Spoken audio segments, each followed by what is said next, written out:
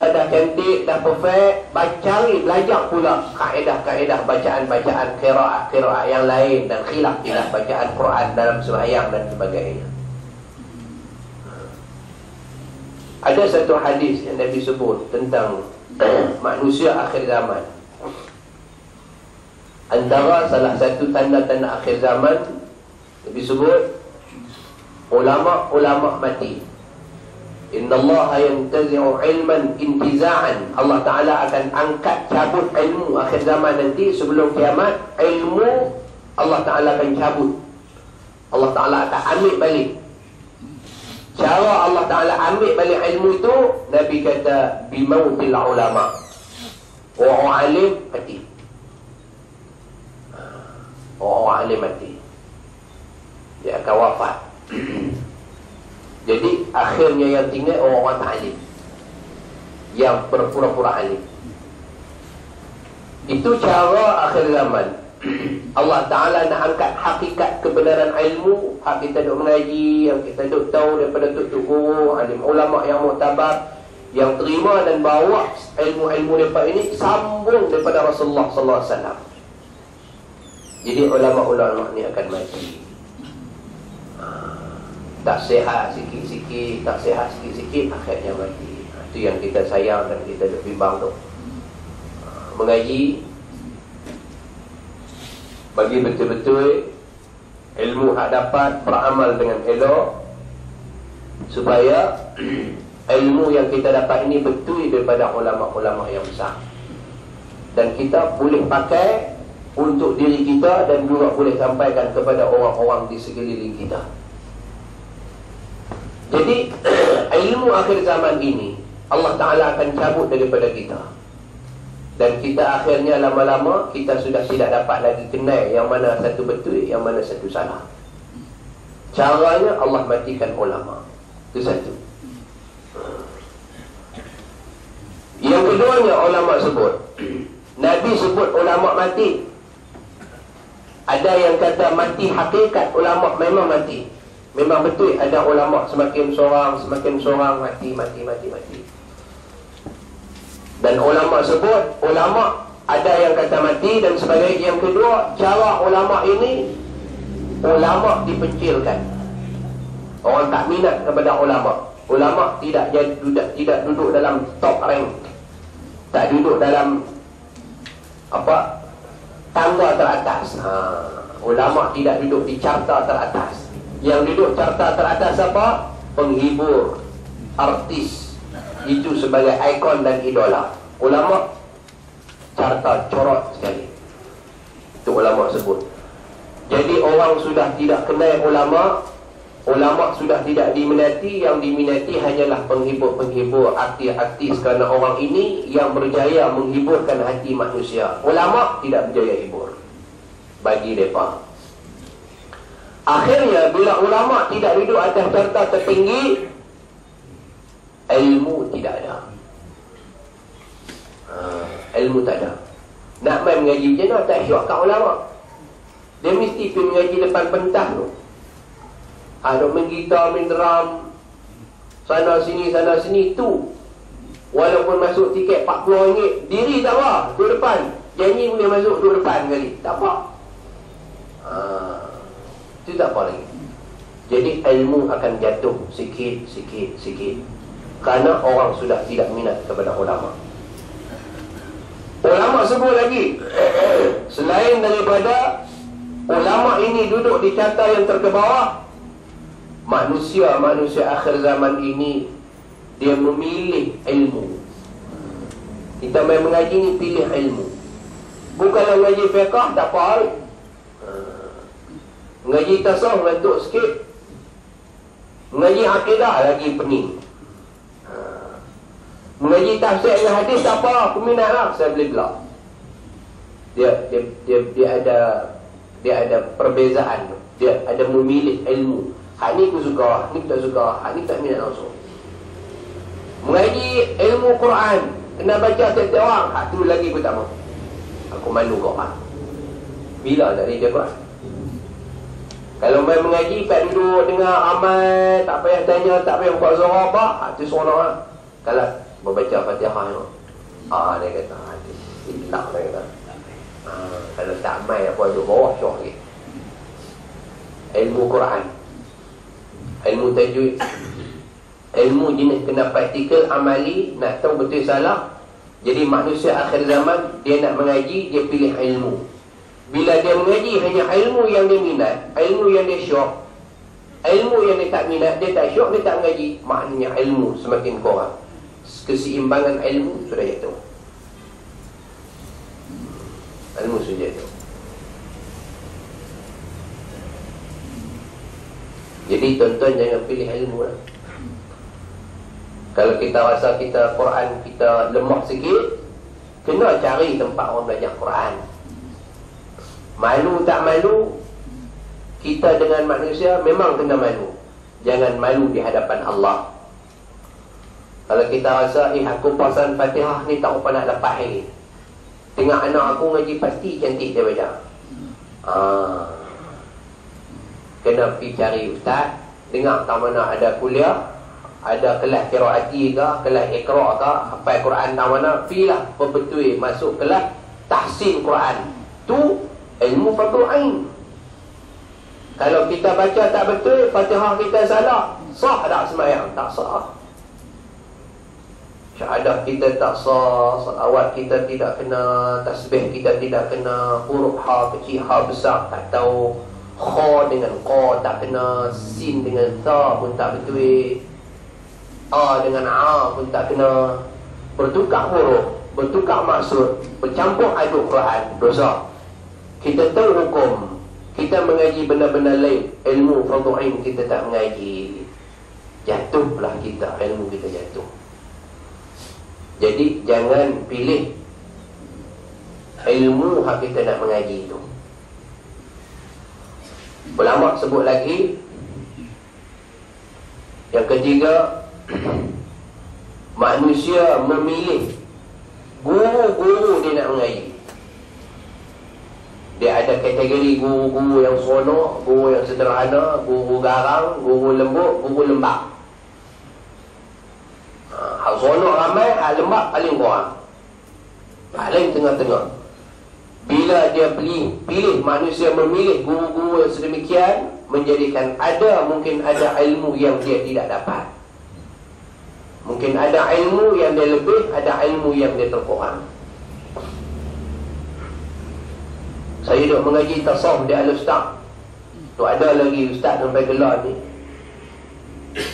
Syekh Ali Ahmad, seorang orang di Al-Ustaz ini kira hebatlah ilmu tasawuf dia. Orangnya putih, perwatakan dia lembut, janggut dia putih, pakai sorban putih, pakai baju jubah putih, jalan pelan, mengajak pakai mikrofon, dia tak dengar. Mengajak dalam Masjid Zahir, mikrofon Masjid Zahir bukan payah pegang macam ni nak duduk dalam mulut lah. Mikrofon Masjid Zahir, dua kaki duduk tu, petik tadi dengung. Hebat. Tak 300,000 sound system dah. Tu pun suara tak apa nak masuk. Tapi hakim mengaji dalam Masjid Zahir tu, ikut masjid tu kecil, dia pergi mengajar, pergi mengaji. Malam esok main Masjid Zahir, dia main pula. Buat tu, usul pergi sana, usul pergi ni. Hak yang jemput main mengaji tu, masjid hak jemput dia tu imam untuk siap lah. Hak yang pergi mengaji tu, orang hak ikut dah. Saya mula-mula mengaji 3-4 kali ikut, mengantuk. Tu tengok kawan, apa yang dia syok tu kau ustaz ni, haram tak dengar. Kira tak dengar lah, tak dengar bohong lah. Mana kira dah kita tak minat, tak syok, tak rasa nak masuk dalam kepala. Tapi bila sampai takdir Allah Ta'ala nak bagi kita minat, ada benda yang dia sebut itu masuk dalam hati. Lori lalu macam ni pun dengar, tak dengar ke lori tu, pasal dah sudah masuk dalam hati. Tu ada sampai gelar Syekh Ali Ahmad. Dia bukan ahli majlis fatwa negeri, tapi antara orang yang menjadi rujukan ilmu tasawuf dalam Kedah. Jangan pilih orang, tapi kena pilih juga, takut silap pilih. Sebab banyak yang duk mengaku ustaz sedangkan dia sesat. Itu yang takut tu. Banyak yang mengaku ustaz tapi dia sesat. Orang panggil ustaz munafik. Boleh cakap hukum hakam, buat keluar ayat Quran, buat keluar hadis di depan orang, belakang orang, wallahu alam. Kita tak tahu. Jadi nak kena pilih ilmu, kena pilih tu guru. Macam ulama-ulama sebut. Contoh ulama sebut, ulama tasawuf sebut nak cari guru yang boleh disebutkan sebagai syaikhan, guru mursyid. Banyak ada dia sebut ni, banyak belah. Antaranya ulama kata ay yakuna aliman bima yahtaju ilayhi al-murid min al-fiqh wal-aqaid biqadri ma yazilu syubha allati tu'radu lil-murid fi al-bidayati liyastaghna bihi 'an as-su'al ghairihi. Guru mursyid ni, guru alim ni, dan jadi syekh ni, antaranya pertama, dia mesti orang yang paling alim, ilmunya hebat. Apa sahaja orang tanya, dia boleh selesaikan masalah. Dan bila dia jawab, dia tidak mengelirukan orang. Dia ilmu banyak. Kalau dia jawab, ataupun dia bagi tahu penerangan-penerangan itu, dia tidak mengelirukan orang, tidak menimbulkan keraguan-keraguan kepada orang. Jelas itu semua. Yang kedua, ulama kata ay yakuna 'arifan bi kamalatil qulubi wa adabiha. Tok guru ni, nak jadi tok guru yang hebat ni, mesti arif, mesti mengetahui dengan kesempurnaan hati dan juga adabnya. Adab diri hebat, perfect. Adab diri hebat. Dia dengan Allah Ta'ala, dia dengan orang ramai, dia hebat. Tidak perlu dia agung-agungkan dia. Ada orang, dia nak kena agung-agungkan dia. Yang ketiga, ayyakuna ra'ufan rahiman bil muslimin khususan bil muridin. Syekh ini, dia kena orang yang amat sayang, suka kepada penuntut-penuntut dia. Orang yang mengaji kat dia, dia baik. Dia sayang, dia kasih, dia baik, dia suka layan. Dan dia layan, tidak ada diskriminasi, tidak ada pilih kasih, sama aja. Ini tu guru.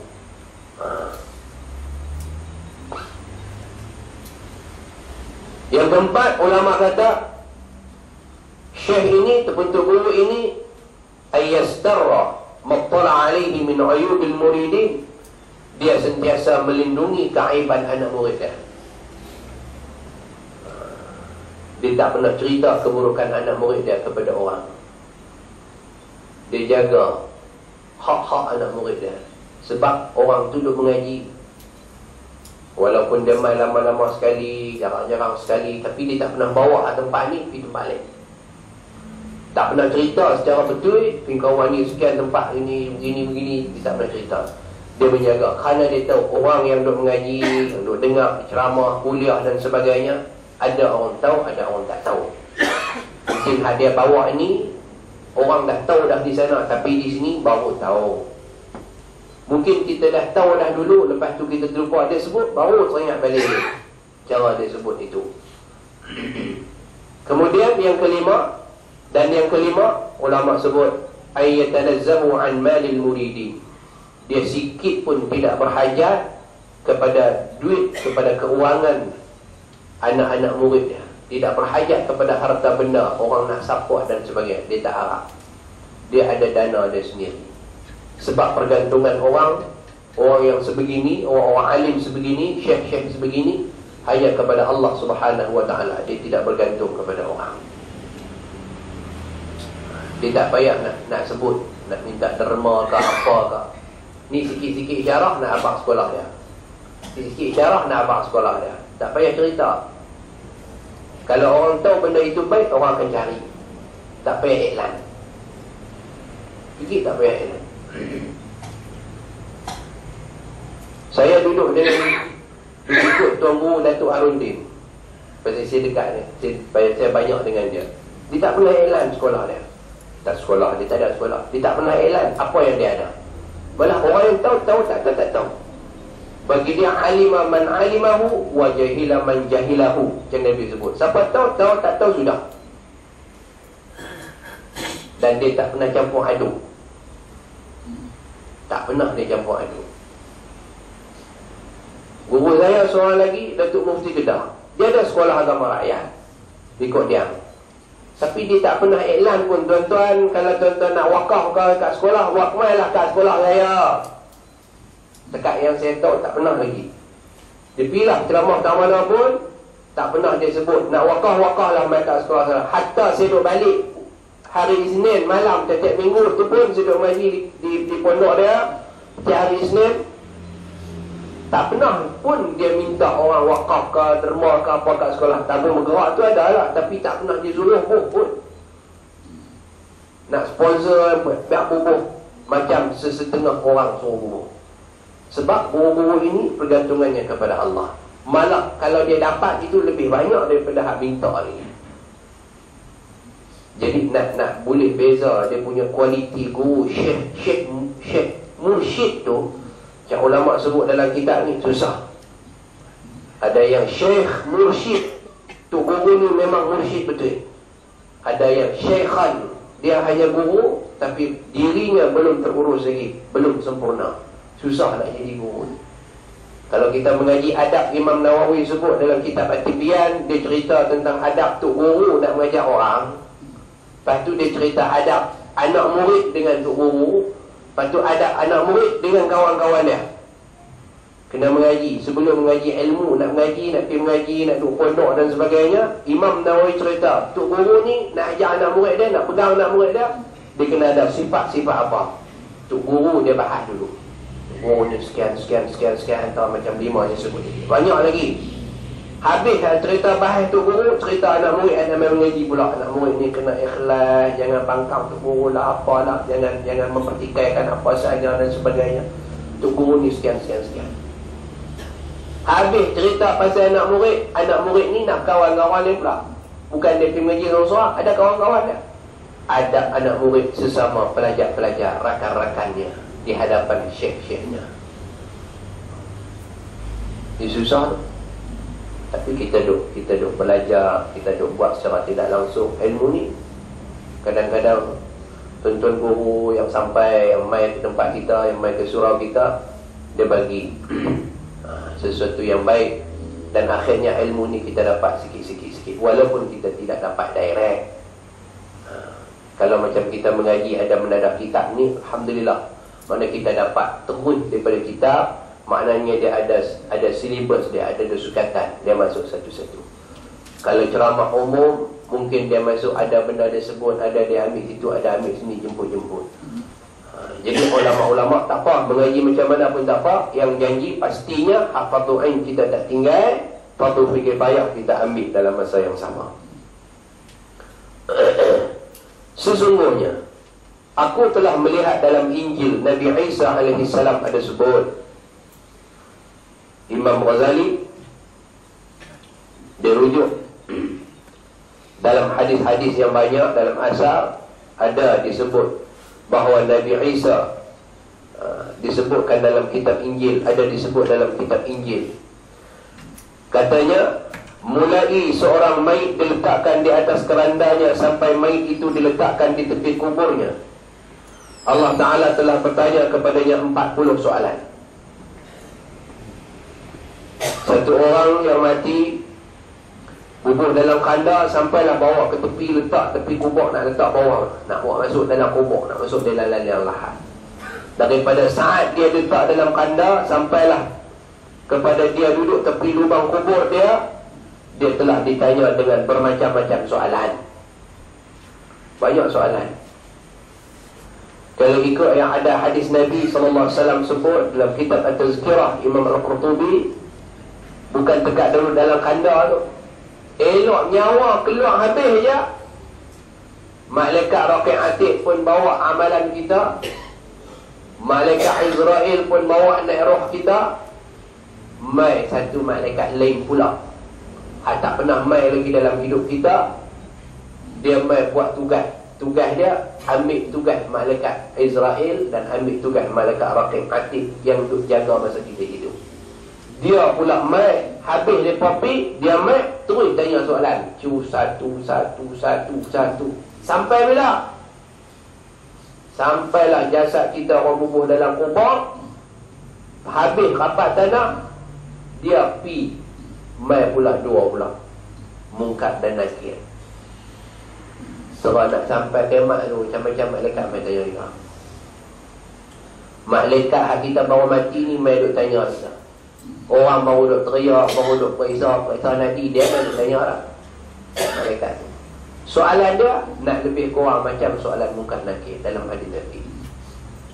Orang duk mandi kita, dia duk tanya. Orang duk kapan kita, dia duk tanya.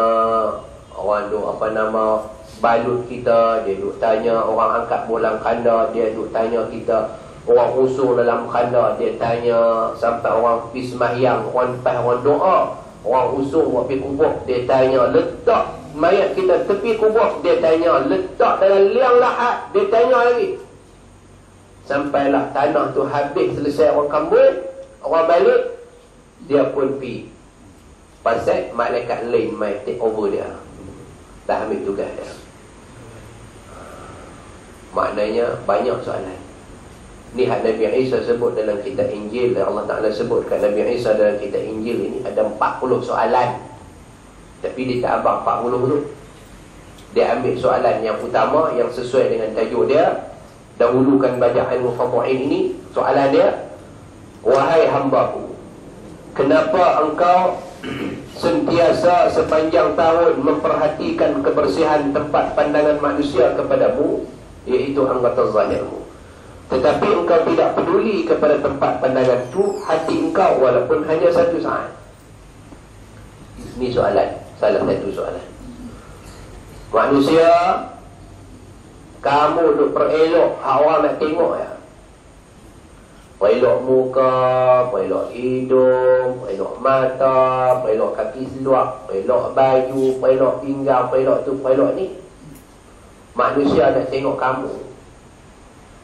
Padahal yang manusia nak tengok yang kamu duk perelok tu bukan setempat, banyak tempat dan susah. Dah siap atas tengah pula, dah tengah bawah pula, dah depan belakang pula, dah kanan kiri pula, kan banyak tempat.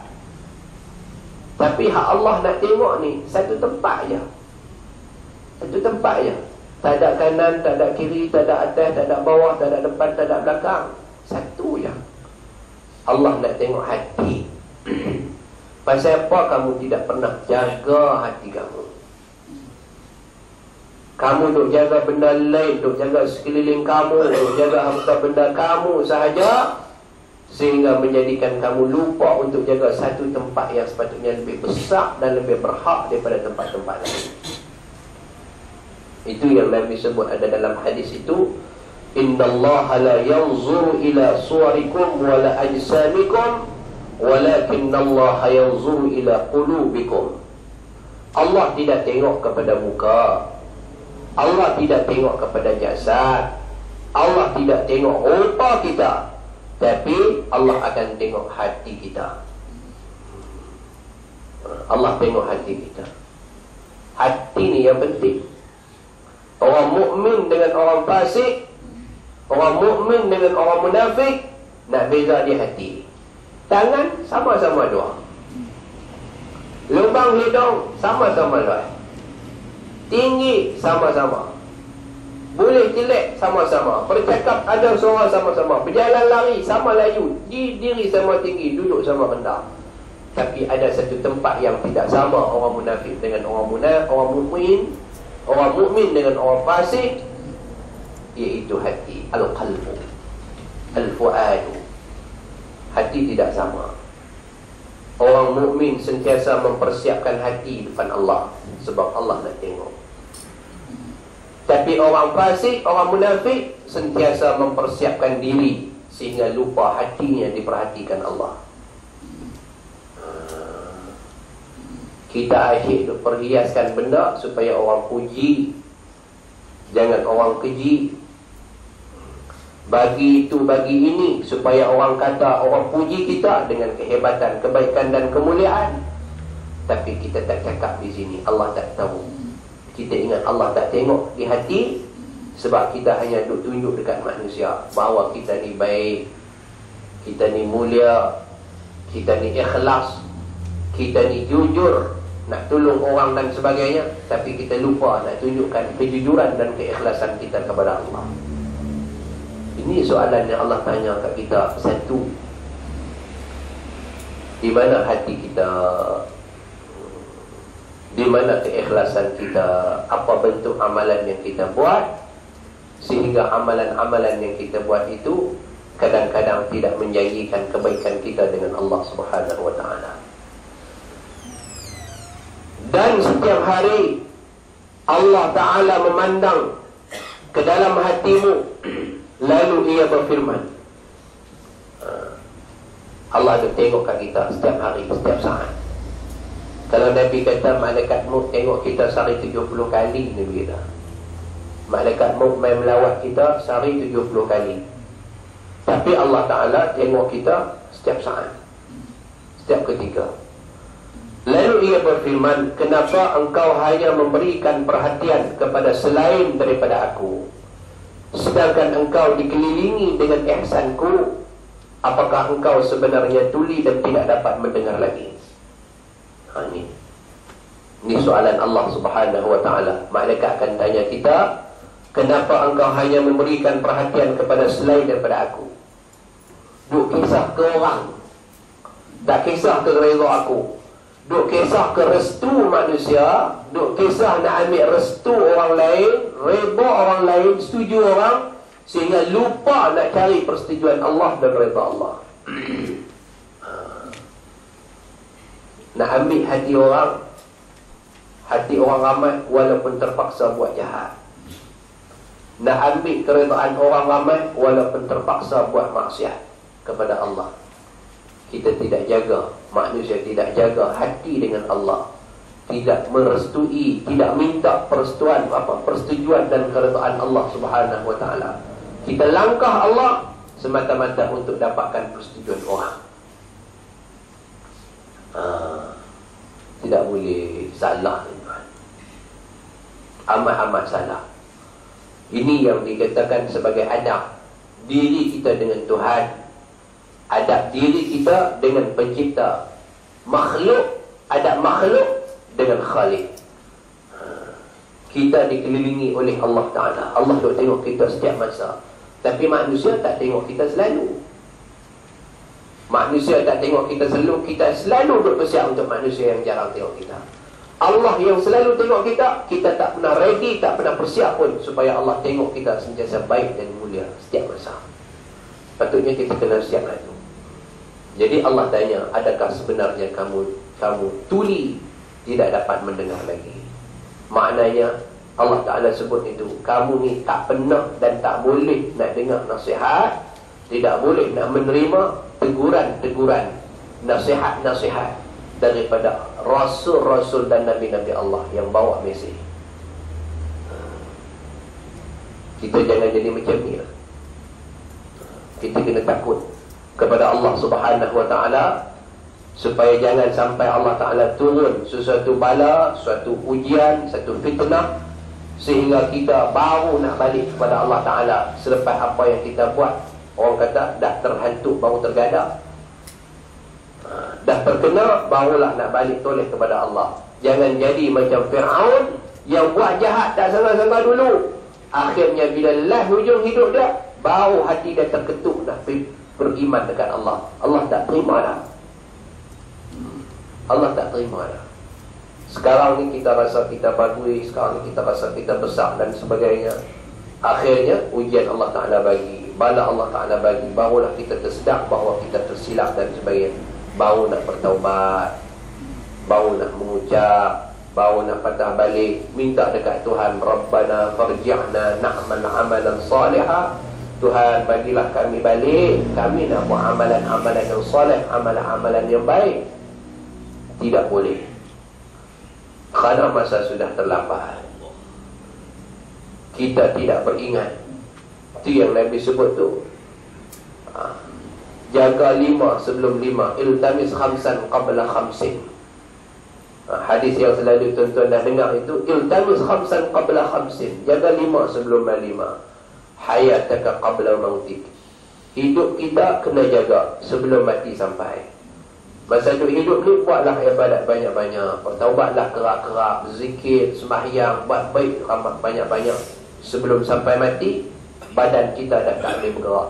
Mulut tak boleh bercakap, tangan tak boleh bergerak, mata tak boleh tengok, kaki tak boleh berjalan. Syababaka qabla haramik. Masa kita muda, kita ada tenaga. Sebelum sampai masa kita tua, yang menjadikan pergerakan kita terbatas. Masa muda ni, abang bila pun tak apa, tak tidur tengah hari pun meloncat kuat. Tapi bila dah sampai berusia, dia nak kena cas bateri. Kuih 3 nak cas bateri, tengah duduk ngaji pun cas bateri. Jadi tak larat dah tu. Sihataka qabla maradik. Sihat sebelum kamu sakit. Masa kita sihat, kita pulun. Cari restu, redha, ilmu Allah Subhanahu Wa Taala. Bila sakit, duduk atas katil, tak boleh nak pergi mana, memang tak boleh buat apa. Itu benda yang Allah Ta'ala, yang Nabi SAW sebutkan kita, supaya kita kena intibah, kita kena berhati-hati, supaya apa yang diperingatkan oleh Nabi SAW sebagai inzar. Inzar ini peringatan Nabi kepada kita, yang Nabi terima peringatan ini daripada Allah Ta'ala, supaya kita tidak melakukan benda-benda yang akhirnya akan menjadikan kita dimurkai oleh Allah. Bila Allah murka, Allah akan turunkan bala-bala dia kepada kita.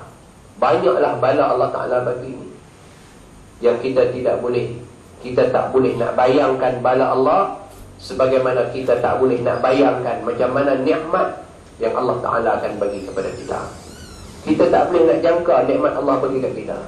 Samalah dengan kita tidak boleh jangka bala-bala, ujian-ujian yang Allah akan bagi kepada kita. Kita tak tahu. Jadi macam yang Nabi SAW selalu sebut, kita kena rajin banyak beristighfar kepada Allah, kerana malaikat-malaikat sentiasa beristighfar kepada kita. Allah sebut dalam Quran, ada satu golongan malaikat yang kerjanya beristighfar kepada kita, khususnya kepada orang yang duduk dalam majlis mengaji, majlis ilmu, yang duduk di dalam halaqah ilmu, dalam halaqah, dalam himpunan-himpunan yang memperagungkan Allah dan Rasulullah. Malaikat akan minta istighfar kepada kita. Ada dalam satu hadis Nabi sebut, dalam hadis itu Nabi kata kepada Qubaidah, seorang sahabat Nabi, seorang sahabat Nabi nama Qubaidah. Nabi kata kat dia, wahai Qubaidah, tidak ada sebatang pokok yang kamu lalu, tidak ada seketui batu yang kamu pijak, tidak ada secepis lumpur yang kena pada kain kaki kamu, melainkan kesemua itu akan minta yastaghfiru daraka, kesemua itu akan minta ampun untuk kamu. Kita main daripada rumah, berapa batang pokok kita telah lintas, tak payah bagi salam kat dia, kita dah lintas berapa batang pokok. Berapa juta biji batu kita dah tindih lanyak dah untuk kita keluar daripada rumah main nak mengaji. Tadi nak keluar rumah, percik kain naik motor, kelebok kereta orang dan sebagainya, percik kena kaki kain kita, kena baju kita, kena kat tayar motor, tayar kereta, kasut kita dan kaki kita dan sebagainya, kita kena main basuh di sini. Lumpur itu, Nabi kata, lumpur itu untuk minta ampun kat kamu. Batu hak kamu tindih dia ni, belakang dia buat alas, buat kita boleh main mengaji, batu tu untuk minta ampun kat kita. Pokok hak kita lalu lalang, kena angin mereka, kena angin mutu kita dan sebagainya, pokok tu dia minta ampun kat kita. Yastaghfiruna laka. Punya hebatnya orang yang buat baik kalau kita berjalan untuk kebaikan. Cuba bayangkan kalau kita keluar daripada rumah untuk buat maksiat, buat jahat, berapa ribu batang, berapa puluh batang pokok yang kita lintas, pokok tu akan mendoakan celaka untuk kita. berapa juta batu yang kita sudah pijak atas belakang dia, batu-batu tu akan doa laknat kat kita. Berapa punya kelebok yang melekat kat tayar rentam tu kasut kita, setiap titik kelebok midar itu, Nabi kata akan mendoakan kecelakaan untuk kita.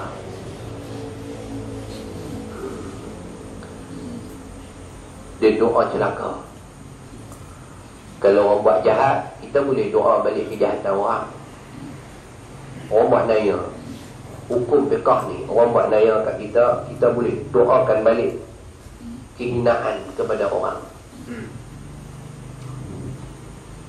Baca doa.